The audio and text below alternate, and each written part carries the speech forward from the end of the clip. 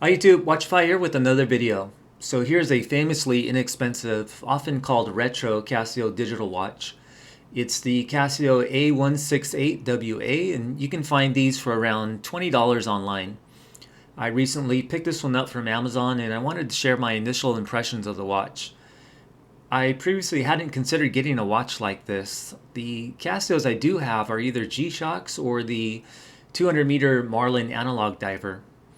Part of my reluctance was the size, as it's a pretty small watch, and the other thing was that I wasn't sure I was into the styling of the watch, as these retro Casios kind of seem like toy watches to me.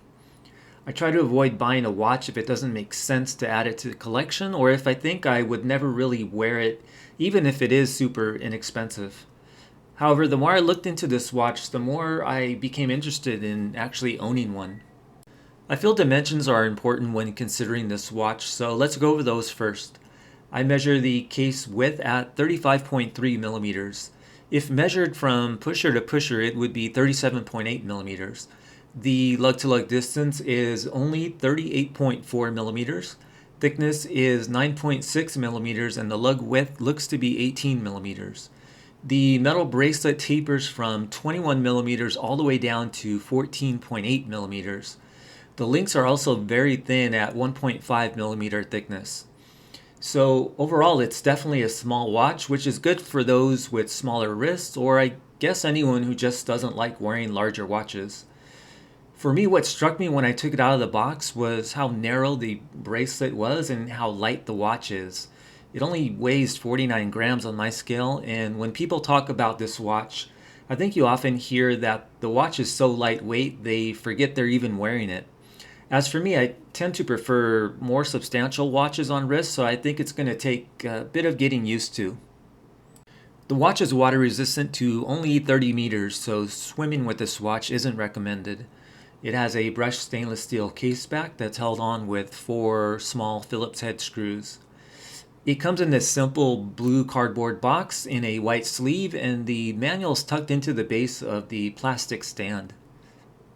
Although the bracelet's metal, the case is a polished resin. It's square-shaped but does have some angles and facets to it.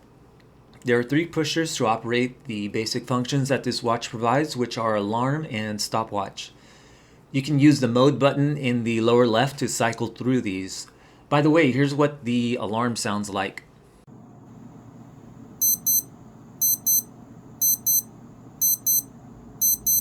It has a positive LCD display that's pretty easy to read in most lighting conditions.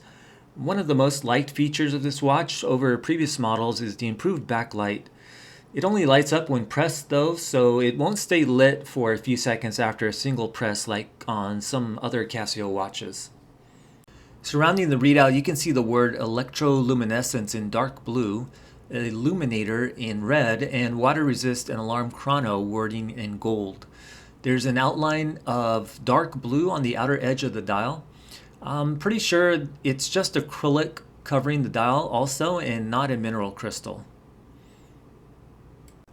This watch has the module 3298 inside, which has a stated accuracy of plus or minus 30 seconds a month, which is the first time I've heard of that, as all my other quartz modules I have in my collection are plus or minus 15 seconds a month.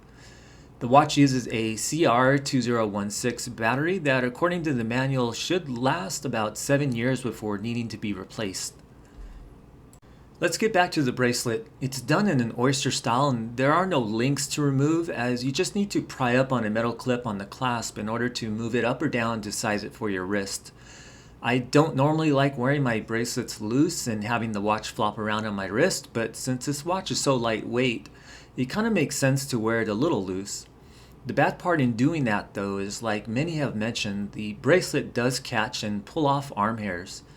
I can see lug holes in the case, so I suppose you could replace it with another 18mm strap of your choosing. The bracelet has an all brushed finish, and if you look at the links from the side, you can tell that they are folded links. The clasp is stamped with the Casio logo and apparently was made in Cambodia, while the watch itself was made in Thailand. So who is this watch for? Obviously collectors interested in having a retro Casio would be interested in owning this watch. Because it's so inexpensive, it would also be a good starter watch for a younger person to wear at their first office job, for example. Because of its stainless steel appearance, it would look normal in that setting. This watch seems to me to be a classier looking version of the famous F91W model. I think it's less of a novelty watch and more of a type of watch that is simple and straightforward in terms of what it offers. It's a basic watch that has stood the test of time and still remains popular today.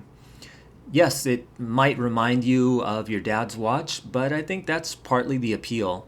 This watch in a sense could be the ultimate beater watch, and that if it gets damaged or too worn out looking, it can be cheaply replaced. There are some downsides to this watch though. I can see the plastic case getting scratched up quite easily. Also, since it has a polished finish, it's going to show fingerprints and smudges. And also, as mentioned, the bracelet is a hair puller. There are other similar models to consider if there's something about this watch not to your liking. There's the A700 that comes in couple different colorways and I think is thinner and has a mineral crystal. The predecessor model A158, although it has a worse backlight, and the model B650W if you like the watch but would prefer it to be a little bit larger and have better water resistance. Also, apparently there's quite a few variants of this A168 available. However, from what I'm seeing, most of those are more expensive than this one. I think that'll be it for this video. Hopefully you found it interesting or helpful, and if you did, feel free to leave a like, comment, or subscribe. As a preview to a possible future video, I'm currently really interested in getting the recently announced Seiko Baby Tuna Antarctica Special Edition, and that's model SRPH77. But I don't see it available yet for purchase in the United States, but I'll keep checking on that. If I do get that watch, I would be selling my Solar Street Tuna SNE 541 to free up some room in the collection. Anyway, thanks for watching and hope to see you next time.